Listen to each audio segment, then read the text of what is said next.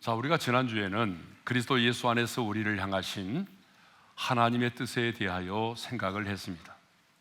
우리 말씀을 읽겠습니다. 다 같이요. 항상 기뻐하라, 쉬지 말고 기도하라, 범사에 감사하라. 이것이 그리스도 예수 안에서 너희를 향하신 하나님의 뜻이니라. 자, 우리를 향한 하나님의 뜻은 세 가지인데, 항상 기뻐하고, 쉬지 말고 기도하고, 범사에 감사하라입니다. 근데 이 말씀의 시제가 현재 명령형으로 되어 있다는 거예요. 그러니까 한 번만 그렇게 살아서 되는 것이 아니고 지속적으로 반복하여 계속해서 이 말씀대로 살아야 한다는 것입니다. 그래서인지 많은 성도들이 이 말씀대로 살기가 어렵다라고 말합니다. 아니, 실천이 불가능하다라고 말을 해요. 항상 기뻐하라, 쉬지 말고 기도하라, 범사에 감사하라. 여러분, 얼마나 멋지고 아름다운 말이에요. 세상 사람들도 이 말을 좋아하더라고요.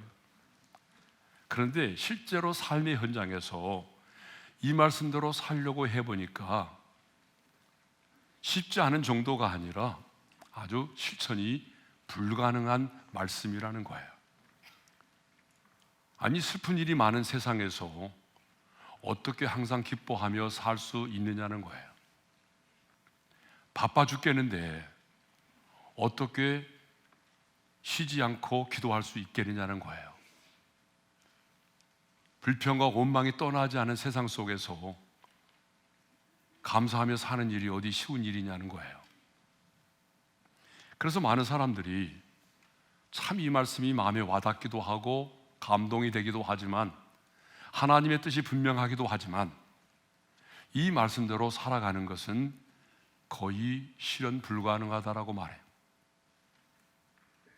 어느 정도? 로또 1등에 당첨되는 것보다 더 어렵다고 생각해요. 로또 1등 당첨되신 분 손 들어보세요. 11조 하라고 말하지 않을 테니까. 여러분, 로또 1등에 당첨될 확률이 814만 분의 1이래요. 그러니까 인생의 역전을 꿈꾸면서 로또 사시는 분들 안 사도 괜찮을 것 같아요. 네. 자, 타락한 재성을 가진 우리의 입장에서 생각해 보게 되면 이 말씀대로 살아가는 것은 정말 어려운 것 같습니다. 우리는 많은 경우에 하나님의 뜻을 몰라서가 아니라 하나님의 뜻을 알면서도 불구하고 그 말씀대로 살아가지 못할 때가 훨씬 더 많죠. 그렇다면 정말 이 말씀대로 우리가 살아갈 수 없을까요? 주님은 지켜 행할 수도 없는 이 말씀을 저와 여러분에게 주셨을까요? 하나님은요, 감당치 못할 시험당함을 허락지 않으시는 것처럼 우리가 지켜 행할 수 없는 말씀을 우리에게 주신 적이 없습니다. 여러분, 그렇죠? 지켜 행할 수도 없는 말씀을 왜 우리에게 하시겠어요? 그러면 누가 하나님이 원하시는 이 뜻을 따라서 살아갈 수가 있을까요? 지난번에 잠깐 언급했지만 그리스도 예수 안에 거하는 자입니다. 항상 기뻐하라, 쉬지 말고 기도하라, 범사에 감사하라. 여러분, 이 말씀을 누가 행하며 살 수 있느냐는 거예요. 그런데 하나님은요, 모든 사람에게, 누구에게나 이렇게 말씀하지 않았다는 거예요.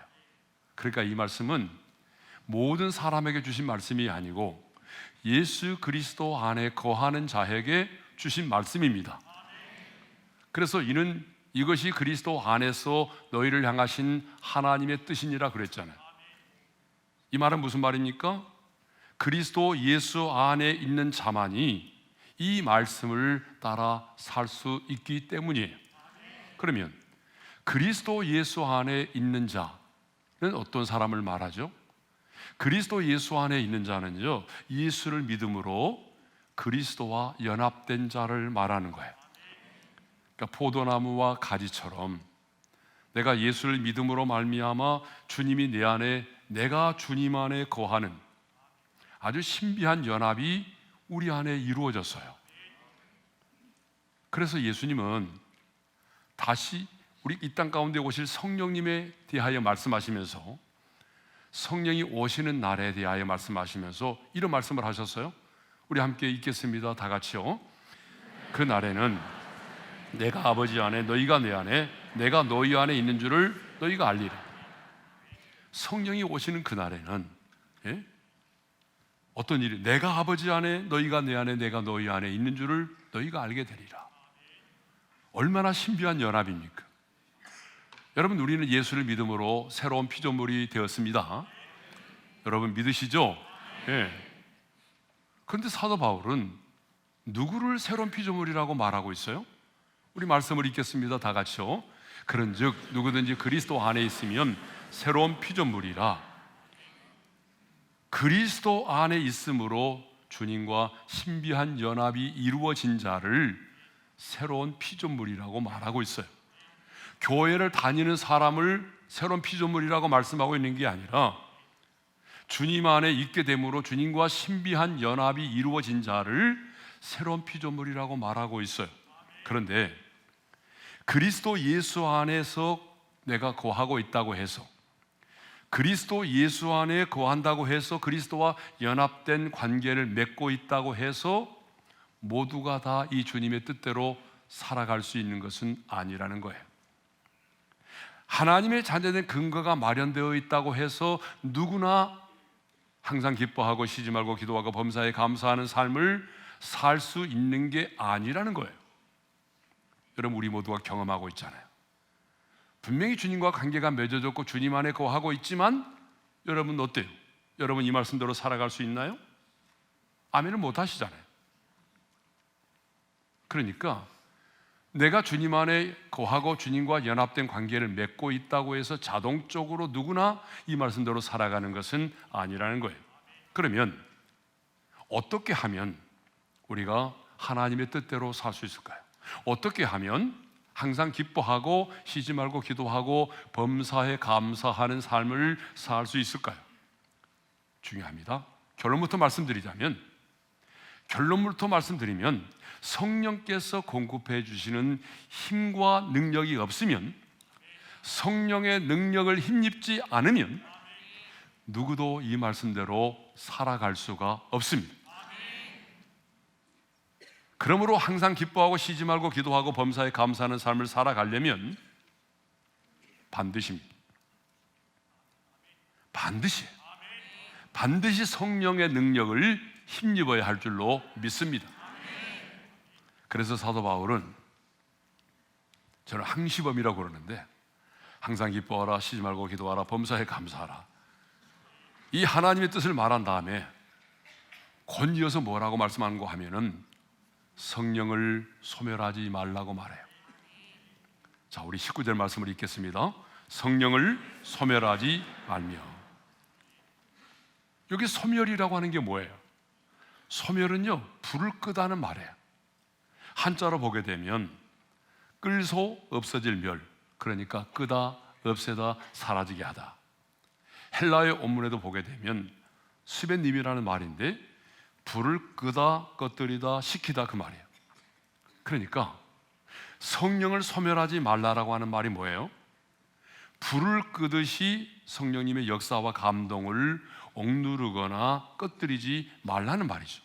좀 더 구체적으로 말씀드리면 성령님의 그 역사와 성령님의 임재와 성령님이 우리에게 주신 은사와 감동과 성령님의 인도하심을 불을 끄듯이 억누르거나 막지 말라는 거예요. 자, 한마디로 정리하자면 성령의 불을 끈다는 것은, 소멸한다는 것은 성령님의 역사를 제한하는 것을 말합니다. 성령께서 강하게 역사하지 못하도록 성령님의 역사를 내가 제한시키는 것을 말하는 거예요. 저 성경을 보게 되면 성령님의 역사를 어떤 때는요 불로, 어떤 때는 물로, 어떤 때는 바람으로, 어떤 때는 이슬로, 어떤 때는 비로, 이렇게 표현하잖아요. 왜 성령님의 역사를 이렇게 역동적으로 표현하고 있을까요? 그것은 성령님은 끊임없이 운행하시고 끊임없이 일하시고 끊임없이 인도하시고 우리에게 말씀하시고 역사하시는 분이기 때문입니다.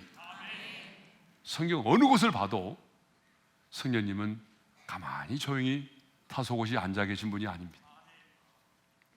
성령님은 끊임없이 역사하시고 일을 행하시는 분이세요. 그러니까 성령님은 단순한 파워나 에너지가 아닙니다. 인격을 가지신 삼위 하나님이십니다. 그럼에도 불구하고 사도 바울은 지금 하나님의 뜻을 말한 다음에 이 성령을 소멸하지 말라, 성령을 불로 말하고 있어요. 왜 사도 바울은 성령님의 역사를 불로 이야기하고 있을까요? 성령님은 불이다 그런 얘기가 아니에요.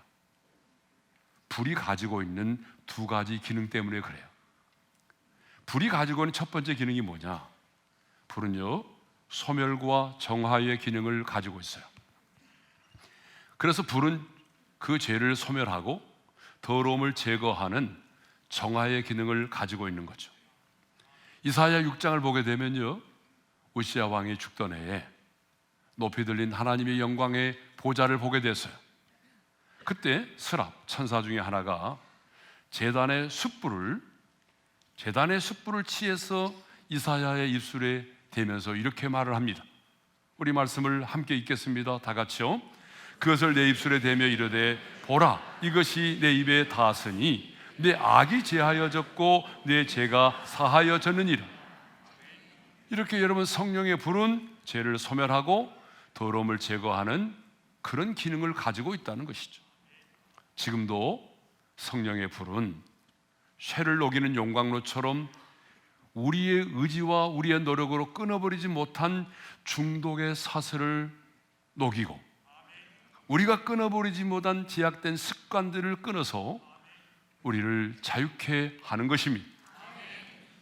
지금도 성령의 불이 임하면 우상 숭배의 사슬이 끊어집니다. 지금도 성령의 불이 임하면 욕과 더러운 말을 입에 담고 사는 사람도 그 입술이 정화돼서 순화된 말을 하게 되는 것입니다.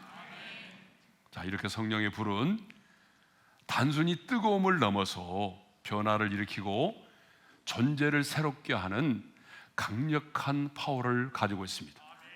그러므로 성령의 불을 받았다고 하면서 성령의 불을 받았다고 펄쩍펄쩍 뛰었는데 아무런 삶의 변화가 없어요. 여러분, 그런 사람들이 성령의 불을 받은 게 아닙니다.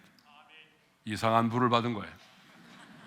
왜냐하면 성령의 불을 받았으면 반드시 변화가 일어나게 되어 있어요. 근데 불을 받았다고 펄쩍펄쩍 뛰는데 끝나고 나면 여전히 사기치고 거짓말하고 그런 사람도 얼마나 많아요. 그러니까 그런 불은 성령의 불이 결코 아니다라고 하는 거죠. 자, 불이 가지고 있는 두 번째 기능이 있는데, 불은 동력, 움직이는 힘을 갖게 한다는 거죠. 동력이라는 게 뭐야? 움직이는 힘을 말하잖아요. 모든 동력에는요, 불이 있어요. 여러분, 불이 있어야 움직일 수 있어요. 증기기관도 보게 되면 불이 있어야 앞으로 나아갈 수 있어요. 내연기관인 자동차도 불이 있어야 폭발적인 에너지가 발생하면서 앞으로 나아가는 거예요. 우주로 나아가는 로켓을 보세요. 강력한 불을 내뿜으면서 나오는 그 에너지로 대기권을 벗어나서 우주로 나가는 거 아니겠어요? 불은 모든 움직이는 동력의 원천입니다. 여러분, 불이 있어야 솟아오를 수가 있어요. 불이 있어야 앞으로 나갈 수 있습니다. 불이 있어야 날아오를 수도 있는 거예요. 그런데 여러분, 신앙생활도 마찬가지입니다. 신앙생활도 똑같아요. 예?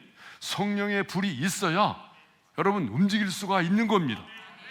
성령의 불이 있어야 앞으로 나가는 거예요. 성령의 불이 있어야 독수리처럼 날아오를 수가 있는 겁니다. 불이 없으면 특징이 뭔지 알아요? 언제나 제자리에 있다는 것입니다. 벌써 아멘을 못 하시잖아요. 성령의 불이 활활 타오르면 어떤 사람도 그 자리에 앉아있지 않습니다. 그런데 지금 신앙생활 하면서 어제나 오늘이나 변함없이 그 자리에 주저앉아 있는 분들 오늘 이 말씀 앞에서 큰 찔림을 받으시기를 바라요. 성령의 불이 타오르면 절대로 그냥 앉아있지 않습니다. 그냥 있을 수가 없어요. 네? 제가 교회를 개척을 했는데, 제가 교회를 개척할 무렵에 저는 제 힘과 능력으로 목회를 하려고 했어요. 내가 가지고 있는 신학적인 그 짧은 지식을 가지고 내 힘으로 목회를 하려고 했어요. 그런데 아무리 힘쓰고 애써도 어떤 일도 일어나지 않았어요. 어떤 일도 일어나지 않았어요. 모든 것이 너무나 힘들고 피곤했어요. 그리고 공허했어요. 왜 공허한지 아세요? 확신이 없으니까. 내가 오늘 하나님의 말씀을 전하면 반드시 이 말씀대로 이루어진다라고 하는 확신이 없는 거예요. 그러니까 말씀을 전하는 내게도 공허함이 찾아오는 거예요. 그래서 제가 성령님의 역사를 제안했던 것들, 내가 가지고 있는 짧은 지식으로 성령님의 능력을 제안했던 것들을 회개하기 시작을 했어요. 성령님의 역사를 제안했던 것들을 회개하고 이제 그 성령님을 다시 한번 인정하고 환영하고, 그랬을 때에 비로소 내 안에 계신, 내 주에 계신 성령님이 제 목회 가운데 역사하기 시작을 하셨습니다. 성령님이 역사하시니까 가장 먼저 여러분 피곤이 사라졌어요. 그렇다고 우리가 슈퍼맨이 되는 건 아니지만 일단은 피곤이 사라졌어요. 제가 예전에 개척할 때 제일 많이 했던 말이 뭔지 알아요? 집에 들어오면, 그때 교인 한 200명 됐을 때 항상 제가 소파에 벌렁 누우면서 입버릇처럼 했던 말이 있어요. 나 피곤해. 가까이 오지 마. 아무도 말 걸지 마. 이게 제가 했던 18번이었어요. 피곤이 사라졌어요. 다음에는 확신이 생겼어요. 하나님의 말씀을 들고 선포했을 때 반드시 이 말씀대로 이루어진다는 확신이 생긴 거예요. 복음의 권세와 능력이 나타나기 시작했어요. 그러면서 우리 교회가 폭발적으로 부흥하고 성장하기 시작을 했습니다. 하나님의 사람에게는 여러분 성령의 불이 타올라야 합니다. 그래야 일어설 수 있어요. 그래야 날아오를 수가 있어요. 성령의 불이 타올라야 어떤 내가 처해 있는 상황과 환경을 뛰어넘어서 범사에 감사할 수가 있고 항상 기뻐할 수가 있는 거예요. 성령의 불이 타올라야 성령 안에서 성령님이 이끄시는 대로 성령의 권능을 힘입어 기도할 수가 있는 거예요. 그래서 예수님도 땅끝까지 이르러 내 증인이 되라, 이 말씀을 주시기 바로 직전에 무슨 말씀을 주셨냐? 성령의 권능을 받으라는 말씀을 먼저 하셨어요. 우리 말씀을 읽겠습니다. 다 같이요. 오직 성령이 너에게 임하시면 너희가 권능을 받고 예루살렘과 온 유대와 사마리아와 땅끝까지 이르러 내 증인이 되리라. 여러분, 이 말씀을 보게 되면 나가는 것이 먼저가 아니에요. 권능을 받는 게 먼저예요. 예? 사명을 감당하는 게 먼저가 아니라 여러분 성령의 권능을 받고 나가라는 거 아니겠어요? 권능이 뭐예요? 두나미스예요. 이 말에서 암석을 깨뜨리는 다이너마이트라는 말이 나왔어요. 이렇게 성령의 불은 우리 안에 있는 연약함과 두려움을 몰아내고 인간의 힘으로 할 수 없는 일들을 가능케 하는 것입니다. 오순절 날에 그 마가의 다락방에 성령의 불이 임했습니다. 각 사람의 머리 위에 성령의 불이 혀에 갈라지는 것처럼 임하기 시작을 했어요. 여러분, 성령의 불을 받은 120명의 성도들을 보세요. 가만히 쪼그려 앉아 있었나요? 그런 사람은 한 명도 없었어요.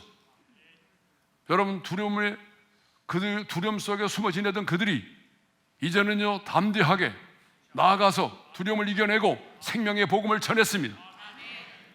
감옥에 갇히는 것도 두려워하지 않았어요. 죽는 것도 두려워하지 않았어요. 여러분, 예루살렘에만 머무르지 않았습니다. 그들은 땅끝까지 이르러 내 증인이 되었던 것이죠. 성령의 불을 받으면, 성령의 불이 우리 안에 타오르면 한 사람도 그 자리에 있지 않다는 것입니다. 그러므로 저와 여러분의 심령에도 다시 그 성령의 불이 활활 타오르기를 주님의 이름으로 축복합니다. 자, 그렇게 하려면, 성령의 불이 계속해서 타오르게 하려면 어떻게 해야 되느냐? 성령의 불을 소멸하면 안 된다는 거예요. 성령의 불을 끄면 안 된다는 거예요. 자, 이렇게 말하면, 아니 목사님은 성령님을 하나 에너지나 파워로 생각하십니까? 이렇게 말할 수도 있어요. 아니에요. 성령의 역사를 불로 말한다고 해서 여러분, 성령님은 에너지다, 파워다, 영향력이다, 그렇게 말하는 게 아니에요. 성령님은 다시 말씀드리지만 인격을 가지신 삼위 하나님이십니다. 그러므로 피조물인 우리 인간이 마음대로 성령님을 내 마음대로 조종하거나 또 소멸할 수 있는 것은 결코 아닙니다. 그런데 우리 성령님은 어떤 분이냐면 지성과 감정과 의지를 가지고 있는 인격을 가지신 하나님이라는 거예요. 그렇기 때문에 우리 성령님은 우리의 연약함을 인하여 단식하기도 하시고 우리의 죄와 불순종을 인하여 근심하기도 하시는 것입니다. 그래서 사도 바울이 이렇게 말하고 있잖아요. 다시 한번 읽겠습니다. 시작. 성령도 우리 연약함을 도우시나니 말할 수 없는 탄식으로 우리를 위하여 친히 간구하시느니라. 하나님의 성령을 근심하게 하지 말라. 얼마든지 우리가 그 성령 하나님을 이렇게 근심하고 탄식하게 할 수 있다는 거예요. 자, 그러면 성령의 불을 소멸하지 않으려면 어떻게 해야 되느냐? 자, 두 가지가 오늘 본문에 나오는데 그 첫 번째가 뭐냐 그러면 예언을 멸시하지 말아야 됩니다. 20절에 보니까 예언을 멸시하지 말고라고 되어 있어요. 우리 한번 따라서 하겠습니다. 예언을 멸시하지 말고. 자, 그러면 여기 나오는 예언이 뭐라는 거예요? 예언은 프로페테이아라는 말인데 언어적인 의미로 보게 되면 이런 말입니다. 누군가의 앞에서 하나님을 대신하여 하나님의 뜻을 공개적으로 말하는 것, 선포하는 것을 예언이라고 말해요. 여러분들이 생각하는 예언이 뭐예요? 앞날에 일어날 어떤 일에 대한 말씀이죠. 그런데 앞날에 일어날 어떤 일에 대한 말씀이 아니라 성령의 감동을 통해서 우리 가운데 선포된, 우리에게 주어진 그 하나님의 말씀을 예언이라고 말해요. 그러니까 성령의 감동으로 기록되어진 신구약 성경은 뭐예요? 예언의 말씀이죠.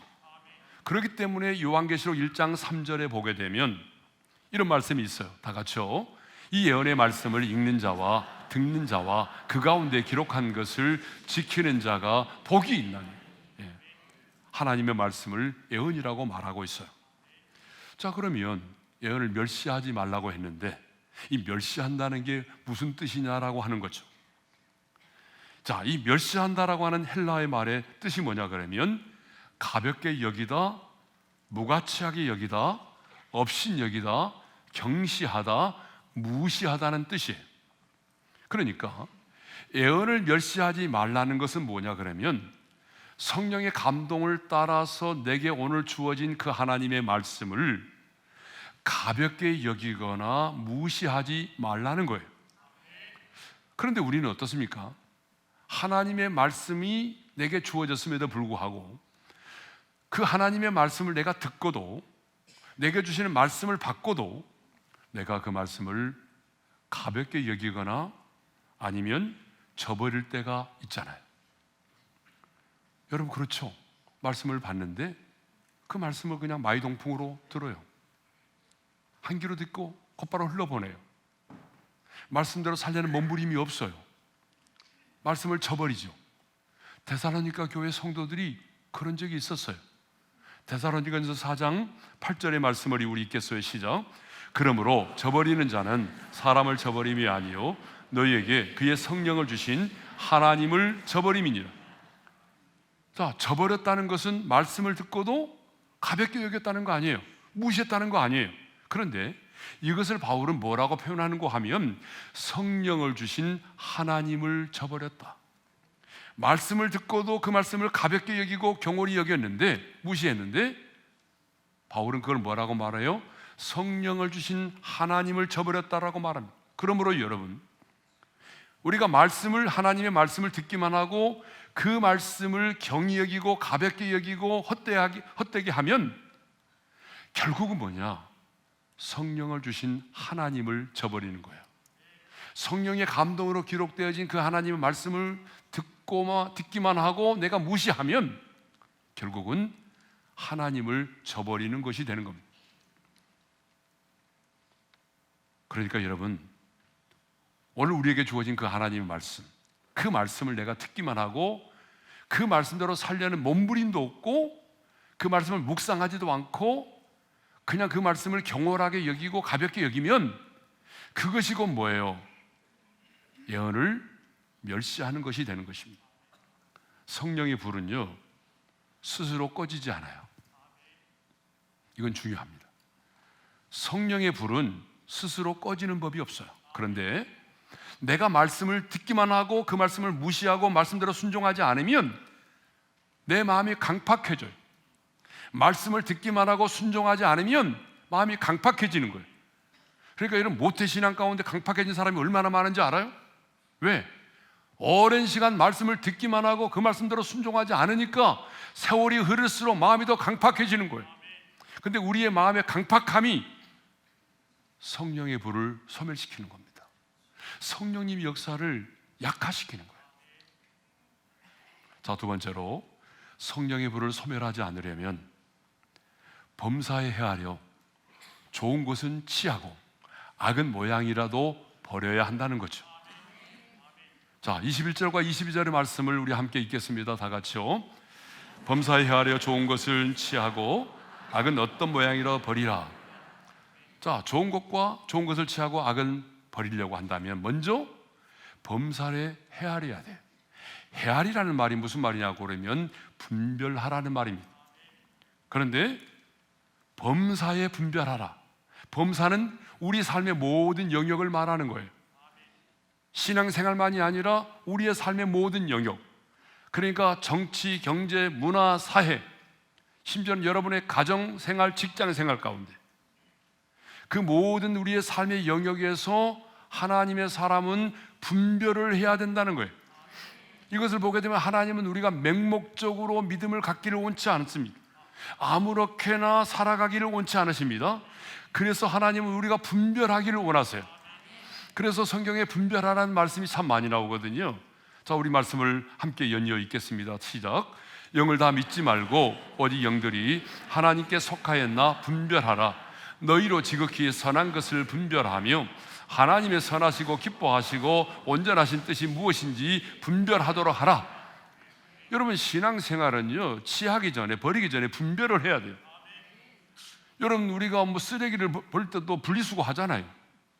그러니까 우리가 분별을 해야 돼요. 하나님 분별을 통해서 선과 악이 무엇인지를 분별해야 돼요. 땅에 속한 것과 하나님께 속한 것이 무엇인지를 분별해야 됩니다. 하나님의 미워하시는 것과 하나님이 싫어하는 것이 어떤 것인지를 분별해야 돼요. 하나님의 뜻을 반드시 분별해야 됩니다.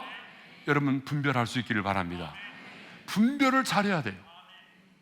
그 다음에는요, 분별했으면은, 그런데 우리가 우리 가운데 보게 되면 분별을 핑계 삼아가지고 분별을 이유로 해가지고 끊임없이 사람들을 비판하고 정죄하는 사람들이 있어요. 이거 유튜버들 가운데 그런 사람들이 있더라고요. 그렇죠? 여러분, 근데 그 사람들 얼굴 좀 보세요. 남을 계속 비판하는 사람들 얼굴 좀 보세요. 깔이 장난이 아니에요. 기쁨이 없어요. 왜 그럴까요? 마음이 강팍해졌기 때문에 그래요. 그래서 우리는 분별을 하되 내 감정과 내 사상과 시대의 유행을 따라서 분별하는 것이 아니라 하나님의 말씀을 따라서 분별을 해야 되는 것입니다. 왜냐? 하나님의 말씀만이 우리의 신앙과 생활의 유일한 기준이 되기 때문입니다. 이렇게 범사에 분별한 다음에 그 다음에는 우리가 어떻게 해야 돼요? 좋은 것은 취해야 돼요. 그 좋은 것은 취하라고 그랬잖아요. 그럼 여기 좋은 게 뭐예요? 도덕적으로 선한 것을 뛰어넘어서 여기서 말하는 좋은 것은 하나님의 뜻에 합당한 것, 그리고 공동체에 유익이 되는 것을 말하는 거예요. 그러니까 세상적으로 볼 때 선한데 도덕적으로 선하지만 하나님의 뜻에 안 맞는 것도 있어요. 그러니까 하나님의 뜻에 맞아야 되고 공동체에 덕이 되고 유익이 되는 것이에요. 여러분이 볼 때는 아무리 좋아도 그것이 우리 공동체에 덕이 되지 않는다면 그건 좋은 게 아닙니다. 그것은 버려야 되고 좋은 것들은 취해야 돼요. 내 영혼에 유익이 되고 하나님의 뜻에 합당하다면 그런 좋은 것들은 취하라고 그랬잖아요. 취하라는 게 하는 게 뭐예요? 놓치지 말고 꼭 붙잡으라는 거예요. 내 영혼에 유익된 것들이 있다면 놓치지 말고 붙잡을 수 있기를 바랍니다. 그렇게 살았던 사람이 있어요. 다니엘과 세 친구들이에요. 다니엘과 세 친구들은요, 포로로 끌려왔잖아요.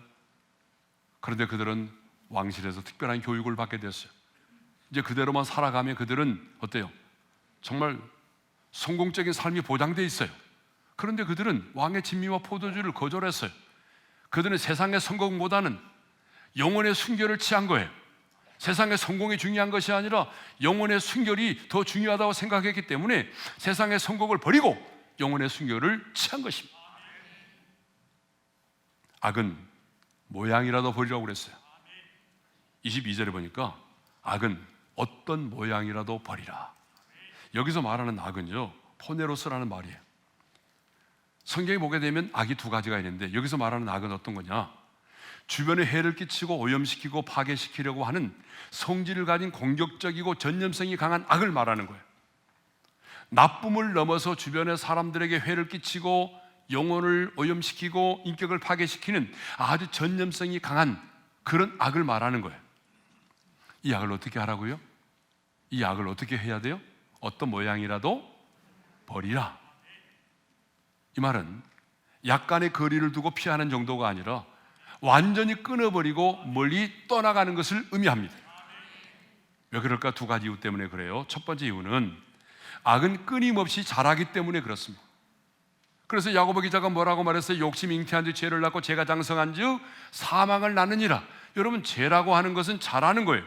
작은 바늘구멍이 커다란 댐을 무너뜨리듯이 지금 내 눈에는 사소해 보이는 것, 사소해 보이는 거짓말, 미움과 험담, 작은 음란함이 나중에는요 인격을 파괴시키고 그것이 나중에는 우리 가정까지 무너뜨리는 겁니다. 그러니까 여러분 어떻게 해야 돼요? 악은 자라기 전에 버려야 돼요. 자라기 전에 싹둑 잘라야 돼요. 또 두 번째 이유가 뭐예요? 악은 전념성이 강하다는 거예요. 내가 의도하지 않아도 음란한 사람, 부정적인 사람, 거짓말하는 사람, 술과 도박을 좋아하는 사람들과 같이 어울리고 시간을 보내다 보게 되면 내 자신도 모르게 그러한 사람이 되어져 가는 것입니다. 그러므로 여러분, 악은 전념성이 있기 때문에 이런 사람을 가까이 하면 안 돼요. 지금 말씀드리는 순간에 막 떠오르는 사람 몇 사람 있죠? 이런 사람은요 가까이 하면 안 되는 겁니다. 그러므로 돈을 쓰는 과정에서나 혹은 어떤 사람과의 모임에서 악의 모양이 될 만한 것이 있다면 우리는 단호히 거절하고 그 모임에서 떠나야 할 줄로 믿습니다. 이 정도는 괜찮겠지, 뭐 한 번쯤이야 문제 없겠지 라고 생각하면서 머물러 있어서는 안 된다는 거예요. 여러분, 악은 선보다 전념성이 강합니다. 그래서 악한 사람이 선해지는 것보다는 선한 사람이 악해지는 게 더 쉬워요. 우리들 주변에 보잖아요. 예? 선한 사람이 악해지는 것은 한순간입니다. 우리 주변에 보게 되면 마약에 중독되었다가 그걸로 인해서 감옥에 들어갔다 나온 분들 있잖아요. 근데 그 마약을 끊으려는 의지가 강해요. 그래서 그런 사람들 보니까 일상의 삶으로 돌아가지 않더라고요. 자기들끼리 모여서 아침부터 큐티하고 예배하고 말씀을 묵상하며 지내요. 그 이유가 뭔지 알아요? 일상의 삶으로 돌아가면 또다시 마약을 할 수 있기 때문에 그렇다는 거예요. 예? 세상은 악을 미화하고 아름답게 포장하고 있습니다. 그런데 하나님은 우리에게 말씀합니다. 악은 어떤 모양이라도 버리라. 여러분, 왜 우리가 범사에 헤아려 좋은 것은 취하고 악은 어떤 모양이라도 버려야 될까요?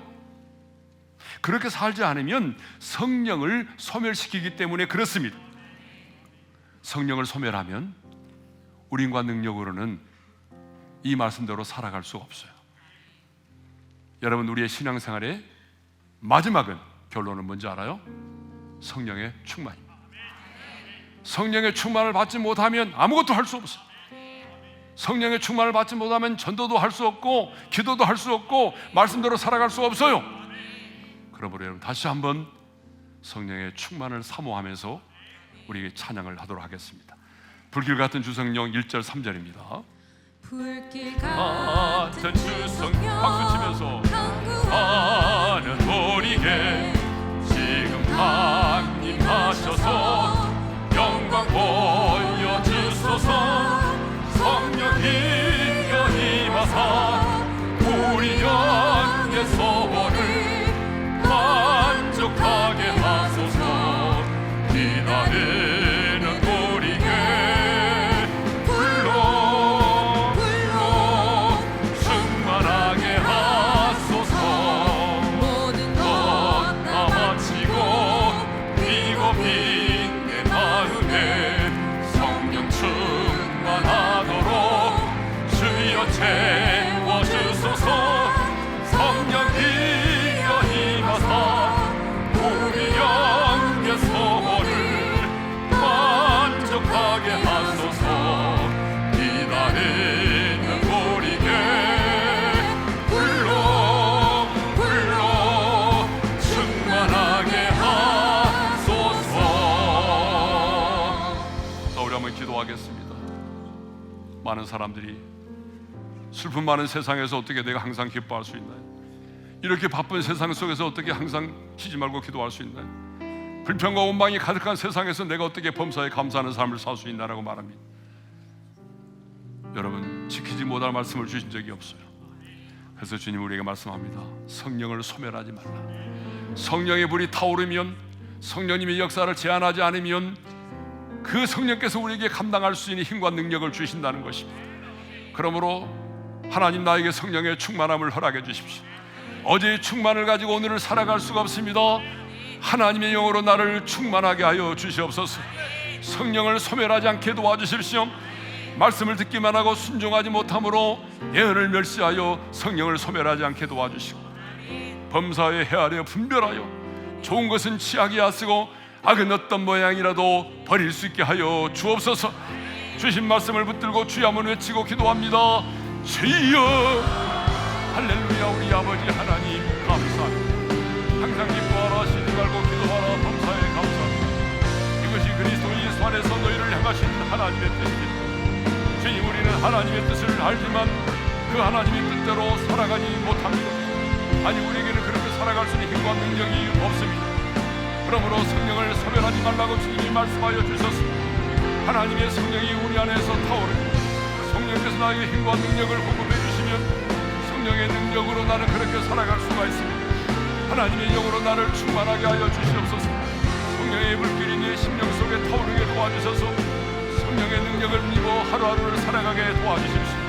하나님의 말씀을 듣기만 하고 순종하지 못함으로 예언을 멸시하여 성령을 소멸하는 자가 되지 않도록 도와주십시오.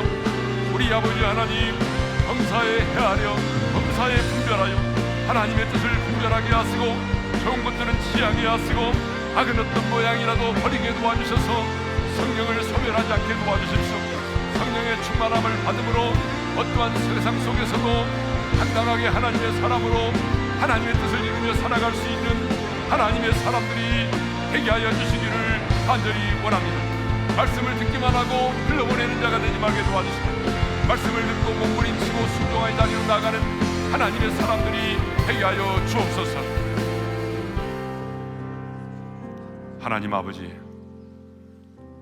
참 슬픔 많은 세상, 눈물이 많은 세상을 살아갑니다. 그래서 우리는 항상 기뻐하는 삶을 살지 못할 때가 많습니다. 시간에 쫓겨 바쁜 일상을 살아가는데, 그래서 우리가 항상 기도하라, 쉬지 말고 기도하라는 말씀대로 또 살지 못할 때가 많습니다. 기도를 쉬는 죄를 범할 때가 참 많습니다. 불평과 원망의 난무한 세상 속에서 범사에 감사하는 삶 참 살기가 어렵습니다. 그래서 이 말씀이 좋기는 한데 나는 이 말씀대로 살지 못했습니다. 그런데 오늘 주님이 우리에게 말씀하셨습니다. 성령을 소멸하지 말라. 너희 안에 성령의 불이 활활 타오르면, 성령의 충만을 받으면 성령의 능력으로 이렇게 살아갈 수 있느니라.